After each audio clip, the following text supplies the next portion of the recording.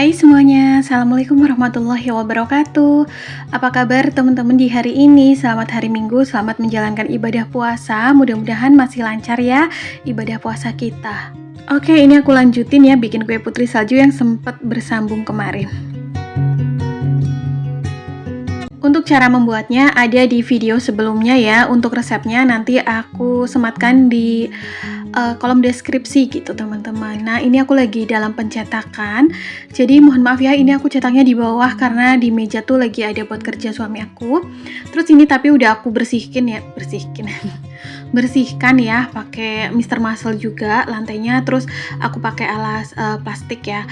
Ini pun nggak dijual ya, ini untuk bikin konsumsi sendiri gitu teman-teman. Jadi aku bikinnya di bawah aja biar sekalian bisa leyeh-leyeh karena hari ini tuh sumuk banget gerah. Nah ini tuh si adonannya kayak adonan kastengel gitu ya, dipipihin terus juga nanti dicetak. Untuk cetakannya bebas aja sih teman-teman, mau pakai cetakan model apa, mau bulan sabit, mau bulat, atau mau bunga seperti ini, yang penting dicetak. Nah, kalau misal teman-teman pengen tahu resepnya, bisa lihat di kolom deskripsi atau video sebelum video ini. Ini tuh kemarin aku bikin 2 kali resep 3 kali resep gitu. Pokoknya ini aku ulangin lagi ya. Kalau nggak salah. 600 gram butter campur margarin, 160 gram keju cheddar parut, terus 240 gram gula halus, 80 gram susu bubuk, 6 kuning telur, terus juga 200 gram maizena dan 800 gram tepung terigu protein rendah. Udah kayak gitu. Untuk cara pembuatannya secara detail ada di video sebelumnya. Ini referensi juga ya, karena kue putri salju tuh biasanya banyak disukai di keluargaku juga. Makanya aku bikin ya, kemungkinan ini untuk isi parcel kayak bingkisan untuk kasih-kasih ke keluarga gitu pas lebaran.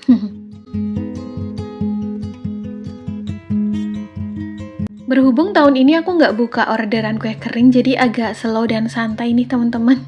Meskipun aku sekali bikin tuh agak banyak ya, jadi ya memang kan keluarga banyak gitu, jadi nanti ada yang dikasih kue yang jenis ini atau jenis itu gitu. Nanti juga aku tambahin sama kayak cemilan-cemilan yang aku beli ya di tetangga, cemilan jadul. Kalau sempet sih pengen juga bikin cemilan sendiri kayak akar kelapa, kayak kacang telur, kacang bawang gitu.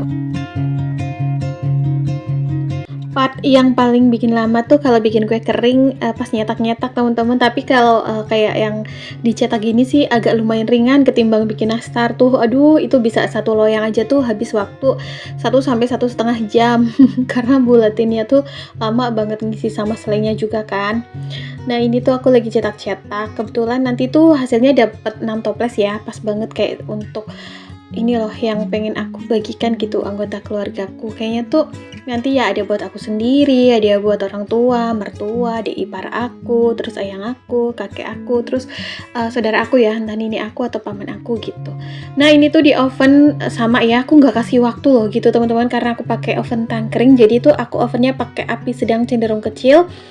Itu di ovennya sampai mateng. Tanda mateng itu adalah ketika tuh bagian bawahnya udah kayak kuning kecoklatan, golden brown, terus keju-kejunya tuh agak mulai terlihat di permukaan atasnya, jadi udah berubah warna kejunya dari yang tadinya putih menjadi agak coklat ya.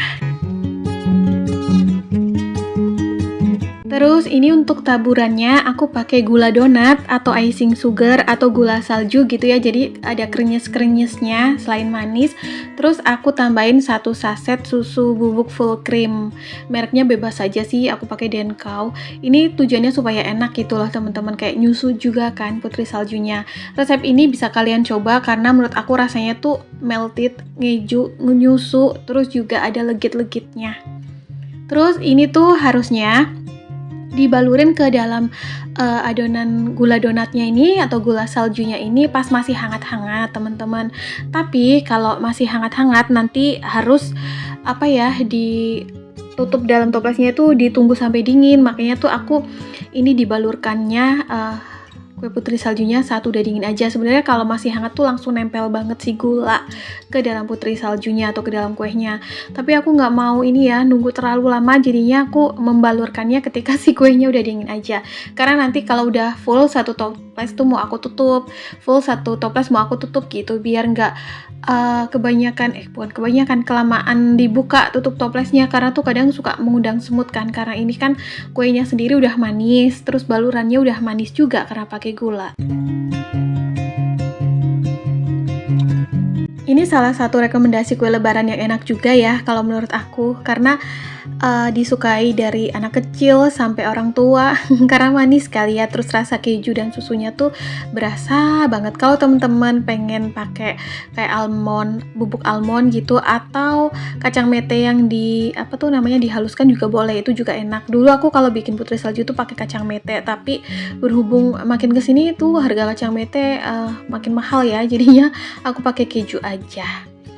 Terus ini sambil begini ya, supaya tuh nempel si gula saljunya, jadi tuh jadi cantik gitu, kayak terbalur, kayak dikasih bedak gitu. Jadi pas makan tuh enak, manis, krenyes gitu, enak deh. Nah, kalau untuk tips penyimpanan kue kering ini supaya awet meskipun kita bikinnya dari minggu-minggu pertama Ramadan, kalau menurut aku ya teman-teman, itu dalam proses pemanggangan jangan sampai pakai api besar, pokoknya pakai api sedang cenderung kecil. Jadi itu proses pemanggangannya lama supaya kue keringnya itu matang sempurna, tanak. Jadi itu nggak hanya matang bagian luarnya aja, itu juga akan mencegah cepet basi gitu ya, jadi lebih awet gitu meskipun tanpa pengawet.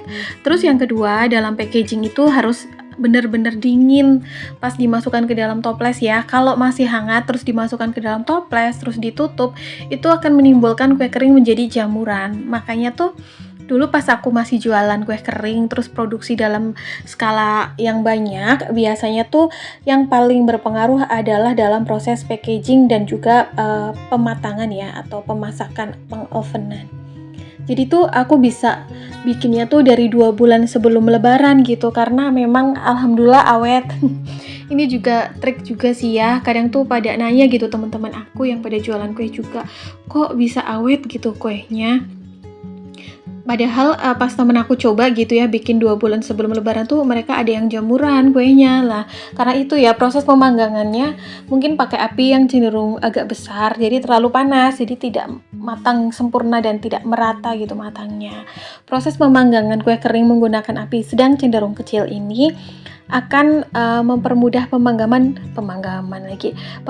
dan meratakan pemanggangannya, sehingga kue keringnya jauh lebih awet. Kalau teman-teman sendiri, apa nih kue favoritnya, kue kering lebaran? Biasanya kalau untuk di keluarga aku sendiri tuh paling sukanya tuh kayak putri salju, kue nastar, terus juga kue kacang gitu ya. Jadi tuh kayaknya tuh nanti bikinnya seputaran itu yang untuk hampers. Tapi kalau untuk di rumah ibu mertua tuh lebih suka kayak nastar sama kastengel yang keju-keju. Kayak suami aku juga suka itu. Ini tuh agak lumayan banyak untuk hasil jadinya. Aku juga dapat 6 toples lebih dikit nih. Jadi kalau teman-teman mau bikin untuk sendiri bisa ya, resepnya di setengahin aja gitu dari resep yang aku share. Karena ini bisa dapat 6 toplesan gitu. Bisa juga kue kering ini untuk peluang usaha ya di bulan Ramadan. Jadi kalau misal teman-teman pengen cari penghasilan tambahan, bisa dengan bikin atau jualan kue kering, karena ini tuh bisa dibikin dengan peralatan dan bahan sederhana. Pakai oven tangkring aja tuh malah justru muat banyak, apalagi tuh raknya yang ada 3 gitu teman-teman. Kalau pakai oven listrik itu kan muatannya kecil ya, jadi kalau menurut aku tuh kelamaan. Kalau pakai oven tangkring sekali oven bisa 3 rak gitu langsung muat. Oke, ini sambil aku kerjain dulu sampai habis ya teman-teman. Ini tuh benar-benar butuh ketelatenan karena aku tuh orangnya tipe yang harus harus maksimal gitu. Kalau misal kayak gini nih bikin putri salju tuh harus benar-benar setiap kue tuh berbalur sama adonan gula donatnya supaya itu cantik gitu. Makanya tuh aku kadang kalau pas bikin kue kering yang orderan banyak banget dibantuin sama orang lain, sama saudara-saudara gitu juga. aku tuh suka pantau ya, harus kayak gini nih, packagingnya harus kayak gini nih, kayak gitu. Jadi kayak nastar aja misalnya tuh bentuknya agak kegedean atau tidak sesuai dengan ukuran yang biasa aku bikin, aku suka kayak suka bukan komplain sih ya, suka kayak request gitu, jangan kegedean gitu-gitulah. Soalnya kadang tuh kalau ditinggal pasti tuh agak beda gitu loh bentuknya. Karena dulu aku tuh pernah ya pesanannya tuh banyak banget sampai karena aku ada yang di delivery order dalam jumlah yang banyak, jadinya tuh aku tinggal produksinya di tempat orang tua aku, dibantuin tuh sama saudara-saudara aku. Nah, ternyata tuh hasilnya ada yang beda. Jadi ya aku harus ngulang lagi. Aku juga lumayan suka nih sama kue putri salju, cuman ya itu ya tadi ya teman-teman, agak kurang suka bikinnya karena tuh ini kan dibalur pakai gula, jadi tuh kayak bentar banget udah ngundang semut gitu. Nggak tahu ya kalau di rumah aku, semut tuh kayak mencium aroma gula dari jauh kali ya. Ini padahal udah di meja, tapi kadang-kadang tuh tiba-tiba datang, makanya tuh harus cepet-cepet gitu. By the way, untuk teman-teman sendiri gimana nih persiapannya untuk Lebaran nanti ya Pak? Ada yang udah persiapan juga karena beberapa kali aku lihat video tuh ada yang udah nyiapin pakaian Lebaran, cemilan Lebaran gitu. Kalau aku baru kayak gini aja ya, cemilan-cemilan. Nah ini udah selesai, tinggal ditutup. Nanti diisolasi ya pinggirannya, disolatif. Kalau teman-teman mau pakai toples tabung itu boleh banget, nggak usah pakai isolasi ya karena tuh tutupnya rapat. Nah kalau aku tuh pengen kelihatannya tuh cantik kayak gini ya terlihat. Ini udah aku packing semuanya jadi 6 toples, lumayan banget kan, bisa untuk ide jualan maupun untuk kasih-kasih ke keluarga saat lebaran. Oke teman-teman, kayaknya sampai di sini dulu ya video aku hari ini, semoga bermanfaat. Insya Allah kita ketemu di next video ya. Assalamualaikum, bye.